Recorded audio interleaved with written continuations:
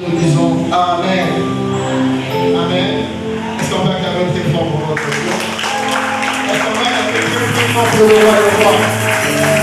On va acclamer très fort pour le Seigneur et Seigneur, celui qui nous a donné la vie, celui qui nous a donné la force, celui qui nous a donné la bonne santé, et vivant et qui le permet. Amen. Nous rendons du monde grâce à Dieu. Même si madame de l'ensemble, Et nous avons réveillé ce matin. ce n'est pas par habitude. C'est pas parce que nous l'avons obligé de le faire. Et il le fait parce qu'il nous aime. Et quand il nous aime, il nous recommande toujours de bonnes choses. Et parmi les bonnes choses qu'il nous recommande, c'est de travailler. C'est de travailler. C'est le temps que nous avons partagé durant tout ce mois d'octobre. Alors sans plus tarder, nous allons ouvrir nos Bibles pour lire des portions des Écritures. Nous allons lire le livre de Genèse chapitre 2. Au verset 2, on va sauter pour lire le verset 15. La deuxième direction que nous allons prendre, c'est le livre de Psaume au chapitre 128.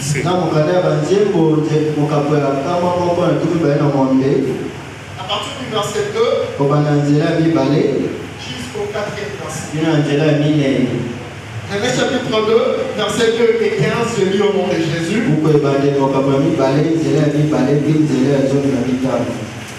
Dieu acheva au 7e jour son œuvre qu'il avait faite. Et il se reposa au 7e jour de toute son œuvre qu'il avait faite. Verset 15. L'Éternel Dieu prit l'homme et le plaça dans le jardin d'Éden pour le cultiver et pour le garder. Psaume chapitre 128, versets 2 à 4.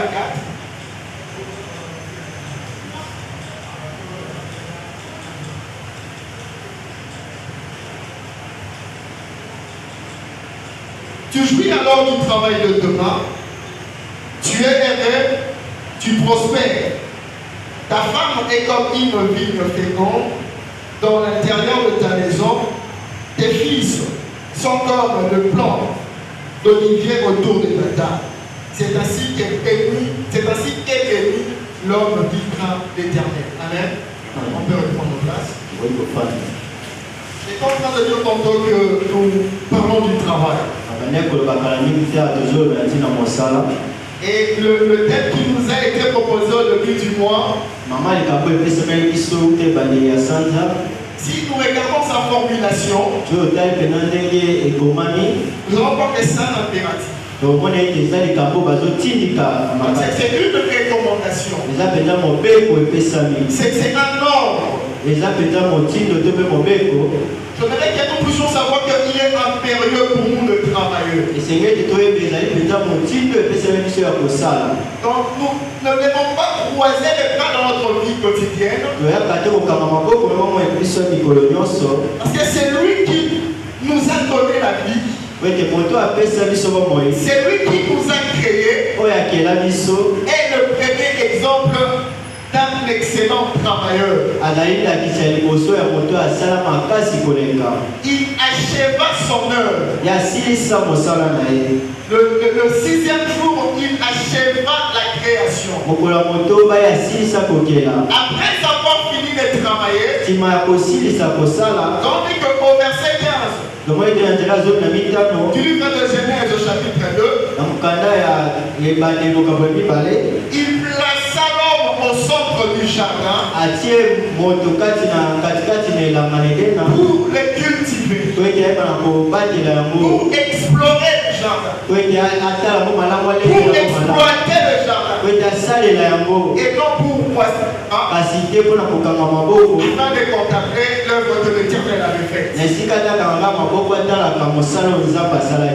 Donc le travail étant toute activité significative, mosala ezali penza eloko moko ezali na ntina Et dans toute activité significative rapportant un gain, eza eloko moko eza na ntina ememaka litomba pour qu'il soit bien fait, po ete yango esalama malamu. la personne qui l'exécute doit être équipée.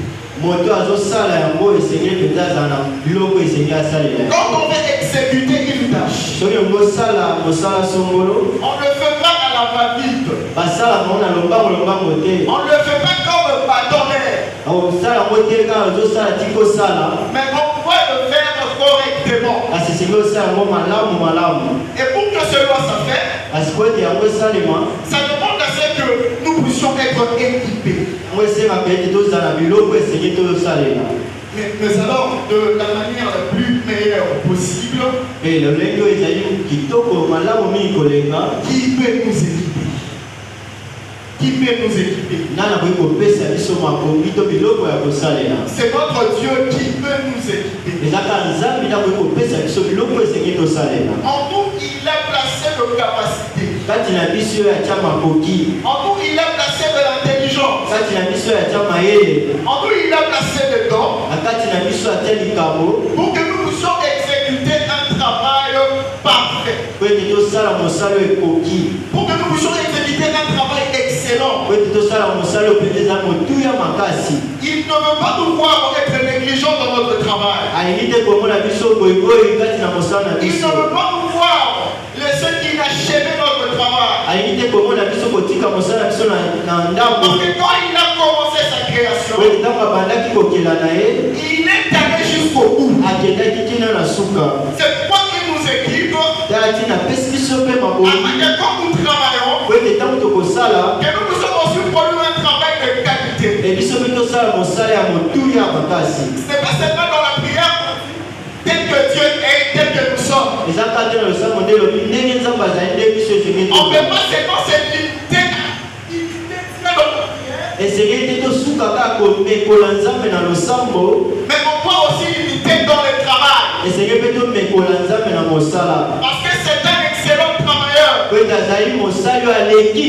Et quand nous limitons dans le travail, boye soki tomekoli ye na mosala, il ne nous abandonne pas. ya kosundola biso Il te, marche avec nous. ya zotambola biso Il nous elongo, accompagne dans tout ce qu'on fait. aza na biso na mai nyonso tozosala. Et le travail qu'on fait, mpe mosala oyo tozosala quand cela produira le résultat, ntango yango ekota oyo ezali bambano c'est pour le but de sa gloire. ekozala na ntina ya nkembo na ye. Donc Dieu tire gloire dans notre travail. nzambe azwaka nkembo na mosala na biso. Le travail que moi je fais, mosala ngo nazosala je dois le faire correctement esengeli asala ngo malamu pour que Dieu puisse tirer gloire po ete nzambe azwa nkembo dans ce qu'il m'a demandé de faire. na oyo asengi nga nasala, Que ce soit à la maison, ezala na kati na ndako, que ce soit dans une entreprise, ezala na mosala que songolo, ce soit à l'église. ezala kati na eklezia. Quand je me mets à travailler, donc na mikotisi na je mosala dois travailler pour la gloire de Dieu. esengeli nasala mpo na nkembo na nzambe, Je dois travailler pour rendre honneur à notre Dieu. esengeli nasala mpo na kozongisa lokumu na nzambe na Je biso, dois travailler pour plaire à Dieu. esengeli nasala mpo na kosepelisa nzambe. Et quand je plais à Dieu dans mon travail, boye ntango nazosepelisa nzambe na mosala na ngai, c'est ainsi que la bénédiction va me suivre. yango nde mapamboli ekolanda nga nsima. Le résultat de mon travail po ezali lifuti ya mosala na ne ngai, se limitera pas à seulement me toucher. ekosukaka te na ntina na ngai, Ça aura des répercussions dans ma famille. yango mpe kokende kino na libota na ngai, Ça aura des répercussions dans mon église. yango mpe kotambola kino na eklezia na ngai, Ça aura des répercussions dans la société. ekotambola mpe kati na tando esika bato bafandi. Quand nous travaillons, ntango tozosala nous ne travaillons pas pour nous-mêmes. tosalaka kaka te mpo na biso Quand moko. nous travaillons, ntango tozosala nous devons savoir que nous travaillons pour nos familles. esengeli to ete tosalaka mpe mpo na mabota na Nous biso, travaillons pour l'église. tozosala mpe mpo na Nous eklezia, travaillons pour la communauté. tozosala mpe mpo na lisanga na Afin bato, d'apporter un développement socio-économique dans le milieu où nous vivons. na ntina ete tomema mpenza bofuluki okende liboso na esika bato bafandi. Quand nous travaillons, ntango tozosala c'est pour donner une stabilité à notre famille. ezali po ete mabota na biso efandisama malamu, C'est ebika pour malamu, donner de l'équilibre à notre famille. po ete mabota na biso efandisama malamu. Nous travaillons pour préparer l'avenir de nos enfants. Nous travaillons, mais sinon aussi la bonne santé de nos enfants. Amen. Nous ne travaillons pas pour nous-mêmes. Dieu nous demande de travailler pour nos familles. Et pendant que nous travaillons pour nos familles, et pendant que nous travaillons pour le bien-être de la communauté, il y a toujours quelqu'un à côté qui ne pas d'accord. Et c'est le diable. Le diable ne va pas voir ta famille en paix. Le diable ne va pas voir ta communauté être tranquille. Le diable ne va pas voir ton église vivre dans une quiétude. Tu vois qu'il cherchera à multiplier de stratégies pour combattre le travail de l'homme. Il peut passer par des hommes méchants. Il peut passer par des hommes qui ont un mauvais cœur pour te déstabiliser. Quand le travail ne va pas les toucher, quand le travail de maman est touché, cela a aussi des conséquences négatives dans la famille. Si la famille mangeait 3 fois par jour, nous verrons cela être réduit. Nous verrons cela être réduit. Parce que le diable est en train de combattre quelque chose. Parce que le diable a pris l'initiative de déstabiliser le travail du Père.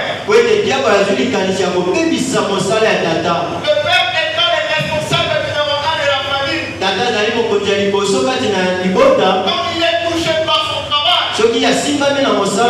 dans son activité, il est déstabilisé.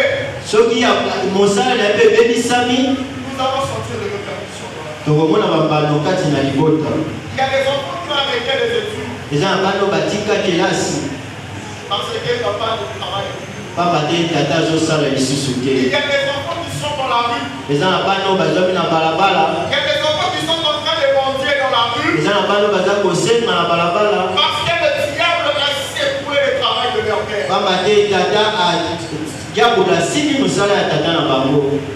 Néhémie. Ils sont en exil, les enfants d'Israël. Il a eu cette grâce de travailler dans le palais du roi. Et je suis fort persuadé que Néhémie était un très bon travailleur, un très bon serviteur. Un jour, il est en train d'exécuter son travail avec un visage froissé, avec un vide d'amertume, avec un cœur rempli de peine. Et le roi a remarqué cela. Il lui posa une question. Tu n'es pas malade, mais pourquoi tu as un visage froissé? Tu n'es pas malade, mais pourquoi tu as un visage si triste? Néhémie était inquiété par les décombres de Jérusalem.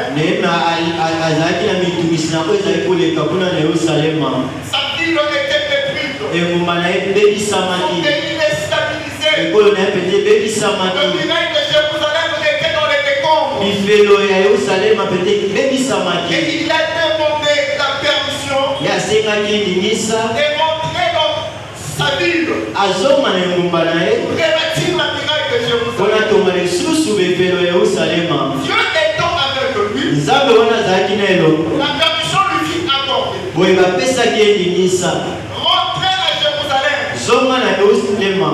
Il a commencé la réhabilitation du muraille de Jérusalem. Mais pendant qu'il exécutait son travail, le diable aussi était là. Comme il n'aime Il s'est arrangé. Il a utilisé l'équipe de Tobija pour chercher à déstabiliser l'œuvre qui a commencé. Ils ont commencé d'abord dans le conquérir. Ils ont commencé à chercher à déstabiliser le peuple de Dieu par des conquérir. Car maintenant, nous le travail que tu fais, le diable peut passer aussi par quelqu'un pour te déstabiliser par des conquérir afin que tu puisses arrêter. Et si toi tu arrêtes de travailler, il y aura des conséquences négatives. Ta famille risque de monter le temps. Ta famille risque de monter la nourriture. Quelqu'un peut venir. Toi avec ton diplôme de licence. Avec une mention de distinction. Mais tu dois les bénir au point. Ce n'est pas un travail digne de ton nom.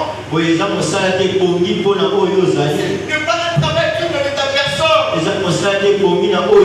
Le diable passe par des gens comme ça pour nous déstabiliser. Et si toi tu arrêtes à cause d'une fierté quelconque, tu vas mettre en difficulté ta famille. Il ne faut pas entendre aux personnes qui nous déstabilisent quand nous faisons quelque chose qui va nous aider et aider nos familles.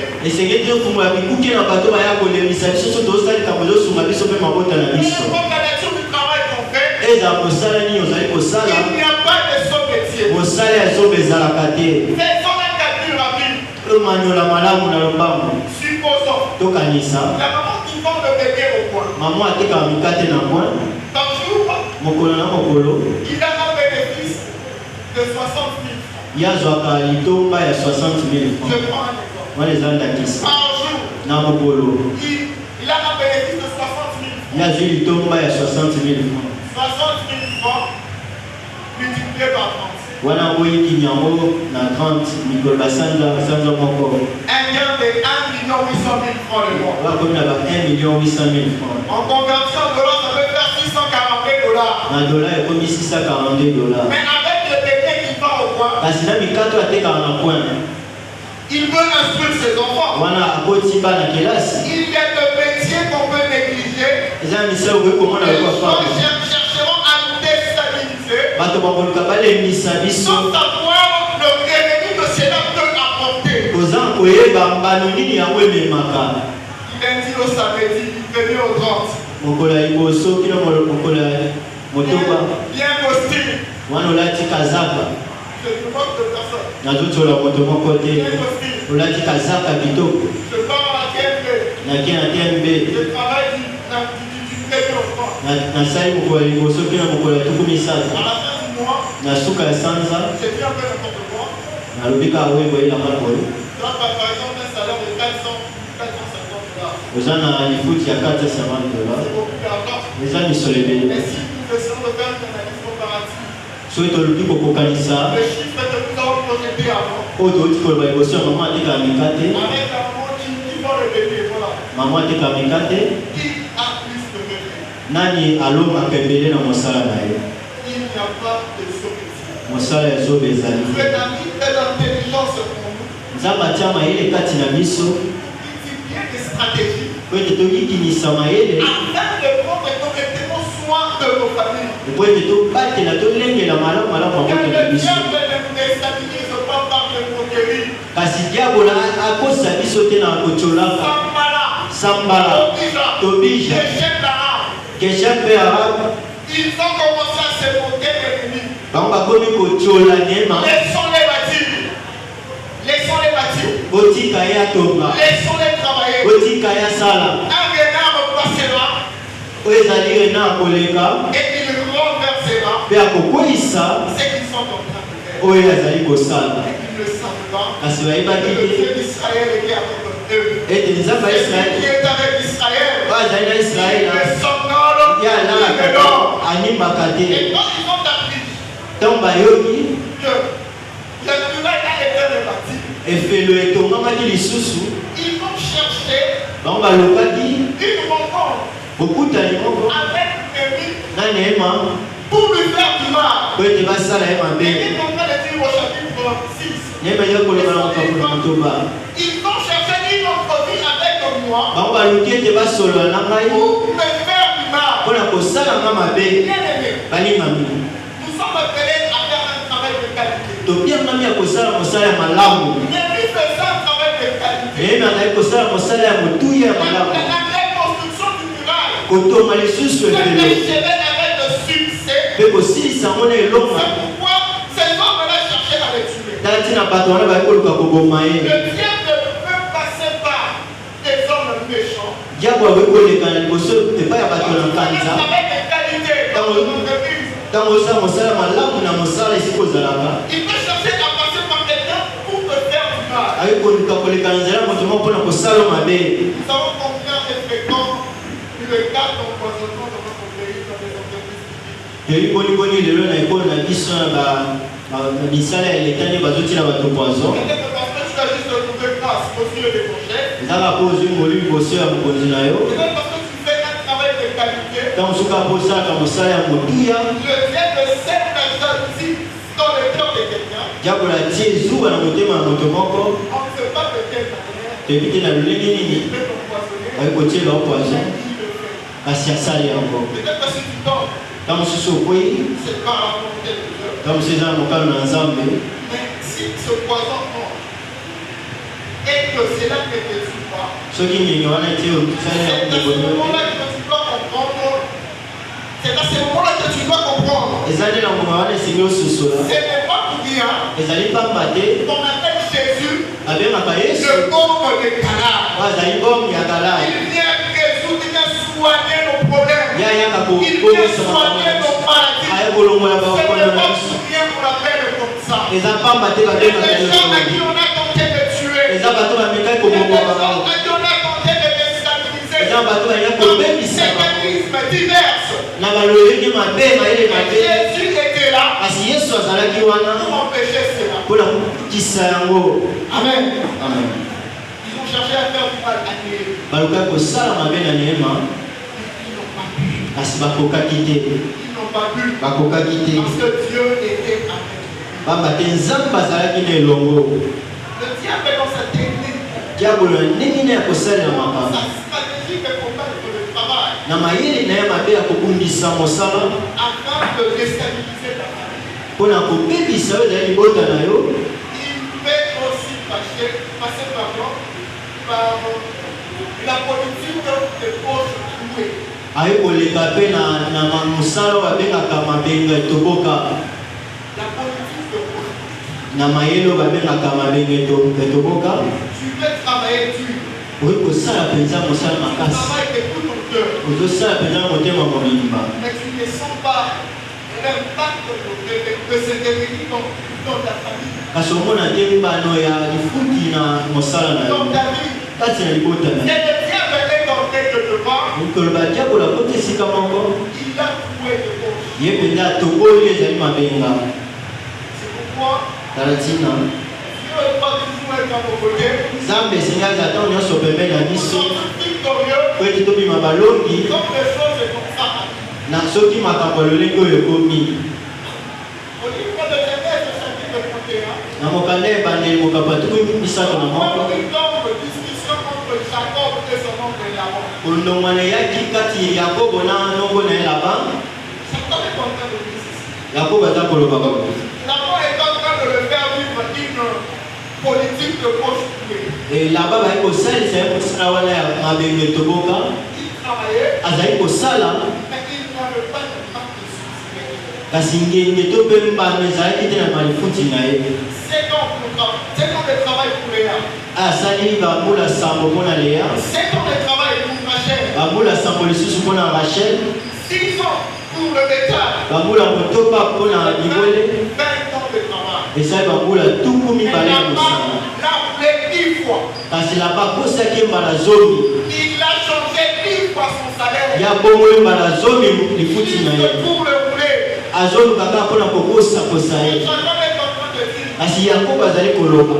tu m'as changé 10 fois mon salaire. Yo bongo li lifuti na mbala zomi. Si je n'avais pas le Dieu de mon père, Soki nazalaki na nzambe tata na ngai si je te. n'avais pas le Dieu d'Abraham, Soki nazalaki na nzambe ya Abrahama te. si je n'avais pas celui de quelqu'un Isaac, Soki nazalaki te na oyo Isaka azali koba. aujourd'hui, Atako lelo je serais rentré dans vie. nanga kozonga maboko pamba. Dans ma politique, le proche vie de rentrer dans ta famille. Donc mosala wana ya mabenge tokoki ekoti na libota na yo. Tu dois t'élever et chercher la face de Dieu pour que cela s'arrête. Esengeli otelema mpo luka elongi na nzambe mpo ete yango esila. Tu dois t'élever Esengeli otelema pour que cela s'arrête. mpo ete yango esila. Jacob a dit, si je n'avais pas pour moi le Dieu, le Dieu de mon père, Yakobo abi soki nazalaki te mpo na ngai na nzambe ya tata na moi ngai. aussi tu as Jésus. Yo mpo oza na Yesu. Jésus est là, Yesu aza tu wana l'invoques, obeleli il va répondre, akoyanola et il va résoudre le problème. mpe akosilisa likambo na Donc, yo. il a dit, Ye nde alobi venez à moi, boye epai na ngai celui est fatigué. bino nyonso olembi. Tu es fatigué par la politique de poche vide. Yo olembi mpenza na mosala wana ya mabenge toboka. Tu es fatigué Yo par lembi. la déstabilisation du diable. Na kozanga Dans ton kimia travail, oyo diabo azomema na mosala na yo. viens déposer le fardeau de Jésus. Ya kokitisa mikumba liboso na Yesu. Viens déposer le fardeau de Jésus. Ya kokitisa mikumba na liboso na Yesu. Tu es capable. Ye aza na makoki na nyonso. Amen. Amen. Vous savez pourquoi il nous a demandé, même dans la vie, Oyebi mpo na nini esengi biso atako na Biblia de travailler de maison. ya kosala mingimingi koleka. On doit travailler de maison Esengi tosala mingimingi koleka pour que Dieu tire gloire dans ses vies. po ete nzambe azwa nkembo na oyo tozosala. On doit travailler de mieux en mieux. Esengi tosala malamu malamu mingi Assurer koleka la survie de nos familles. mpona kosunga oyo ezali Pour kota na biso assurer l'avenir de nos enfants. po ete lobi ya bana biso ezala malamu. Travailler de mieux en mieux, Kosala malamu malamu mingi koleka c'est ne pas tomber dans la facilité. ezali te kokweyisama makasi na makambo ya pete.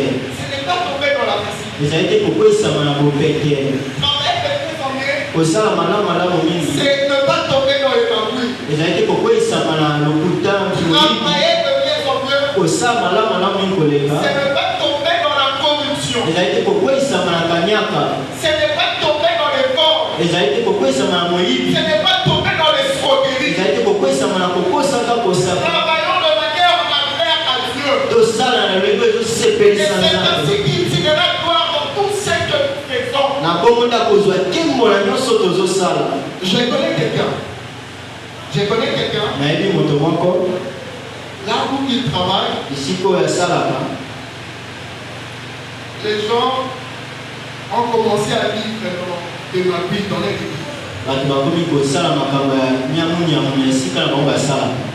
Papa connaît des gens, il y a de ma vie dans le monde.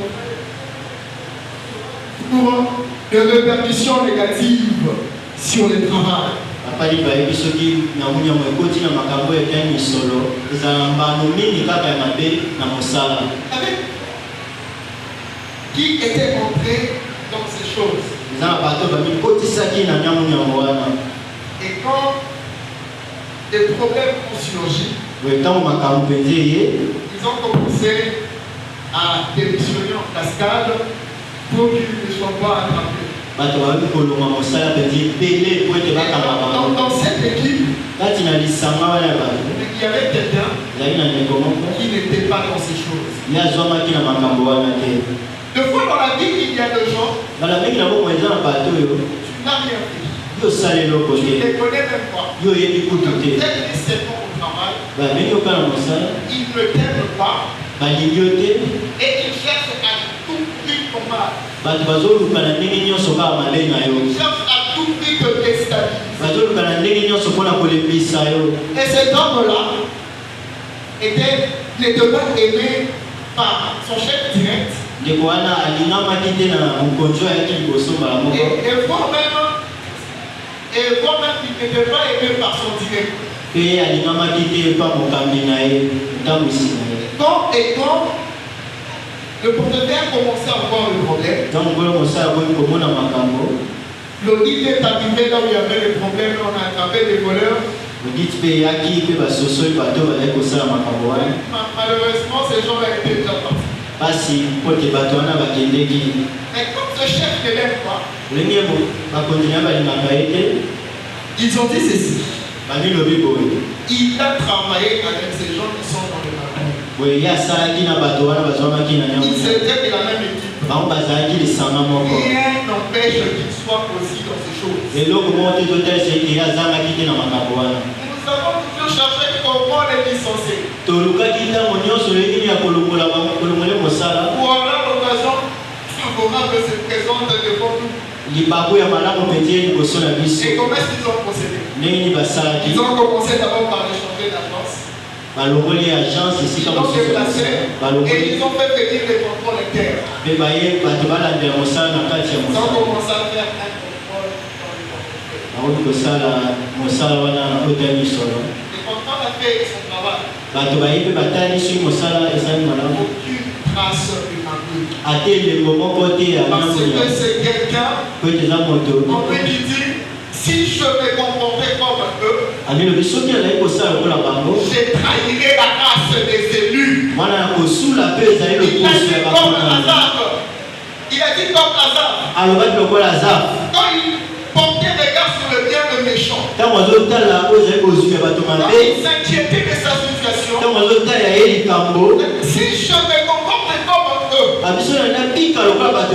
je trahirais la race des élus. Cet homme était faire. On l'a déplacé. On a cherché des choses dans son portefeuille.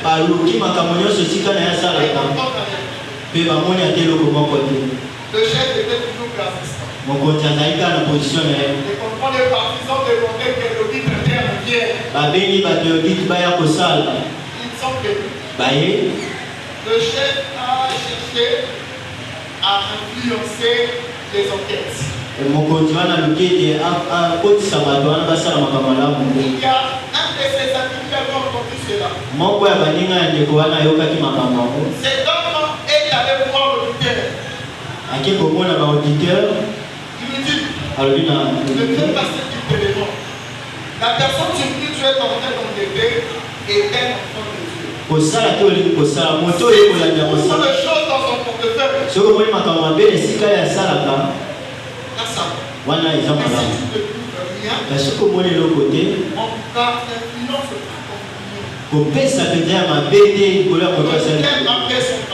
auditeur il n'avait rien. Si le gars est en train de projeter des plans dans son coin pour te déstabiliser, heureusement que nous avons un Dieu qui n'a pas croisé le bras.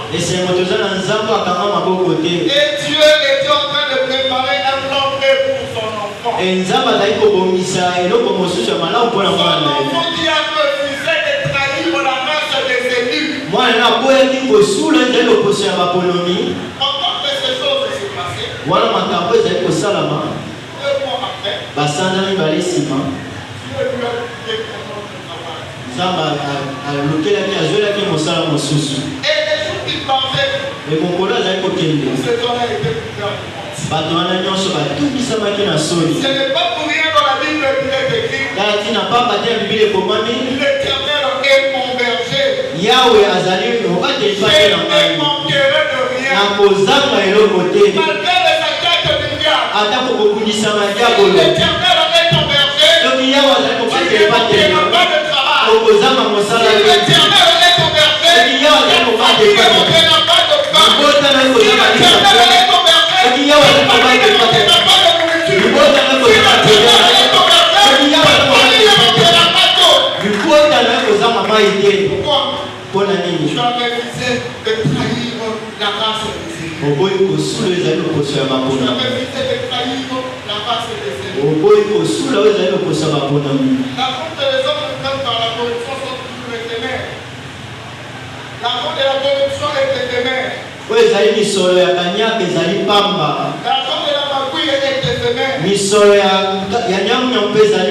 Quand on va dans la facilité, kokota te na makambo ya pete pour ne pas trahir la race des élus. po ete osula te ezali loposo Tu es un maponani enfant de Dieu. ozali mwana Il te nzambe donne un salaire X. soki apesi mosala sokolo Contente-toi de cela. sepela na Et yango n'entre pas dans la facilité. kokota te na Il makambo ya sait pete comment il va pouvoir. ayebi ndenge Il ya sait comment kopesa il va prendre soin de ta ayebi famille. ndenge ya kolenga N'entre likolo pas dans la facilité. kokota te na makambo na pete Le diable, diabolo il avait aussi tenté à faire entrer Jésus dans la facilité.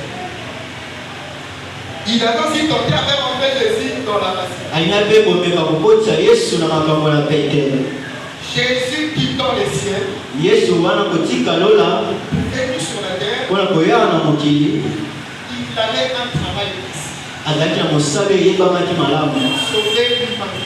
ezali kobikisa molongo mobimba Sauver l'humanité. kobikisa molongo mobimba Mais le diable est venu le tenter kasi diabolo aye komeka ye en lui proposant d'abord de transformer la terre en pain, na koyebisa abomola libanga ekoma lipa en lui proposant la gloire du monde, ezali nkembo ya mokili en lui proposant de se jeter du haut du temple et les anges vont le recueillir. na koseleka mibwakama kouta likolo na temple bange baya koya koyamba ye On essayait de faire entrer Jésus dans la facilité. yaluka kokotisa yesu na makambo na On te pete présente la gloire, batalisi yo nkembo la renommée, batalisi yo mpenza koyeba na les makasi richesses. oyo ezali kozwi Il a proposé à Jésus. ye atalisaki na yesu makambo nyonso Jésus n'a pas cédé. yesu atika akweyaki na makambo wana te Jésus n'a pas cédé. yesu akweyisamaki Il a te vu parce que le diable puisse nous tenter.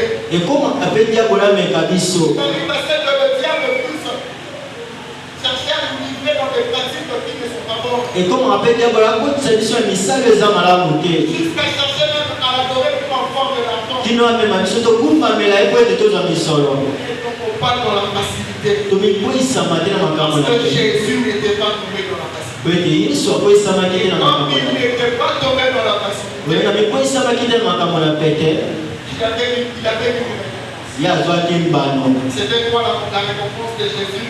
mbano ya yesu ezalaki nini Si nous prenons le livre de Philippiens, tofungola buku na filipo chapitre 2, mokabola mibale verset 9 jusqu'à 11, nzela ya libwa kino ya zomi na moko c'est lui qui sauvait les morts po ayaki kobikisa mokili et qui n'est pas tombé dans la facilité. po akweyisamaki te na makambo na pete La Bible dit ceci, biblia elobi boye on pense.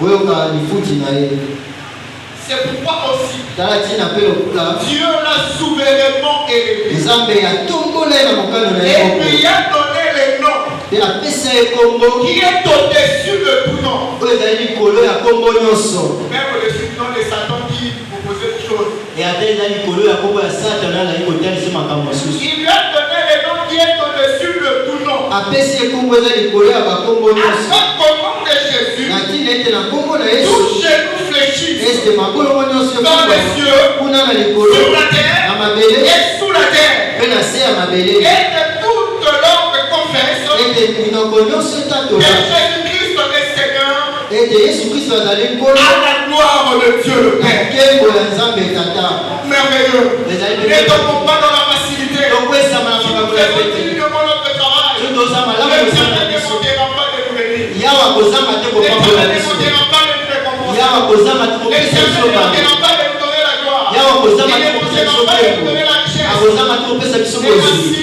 na bongo Vivons avec l'étude. tokobika na kimia Car il est écrit, pamba te komami c'est la bénédiction de l'Éternel qui enrichit. eza lipango na yawa nde Et kulisa elle ne se fait suivre d'aucun chaîne. mpe yango elandisamaka ta na mabe moko Que te Dieu bénisse sa parole. ete nzambe apambola liloba na ye Amen. Amen.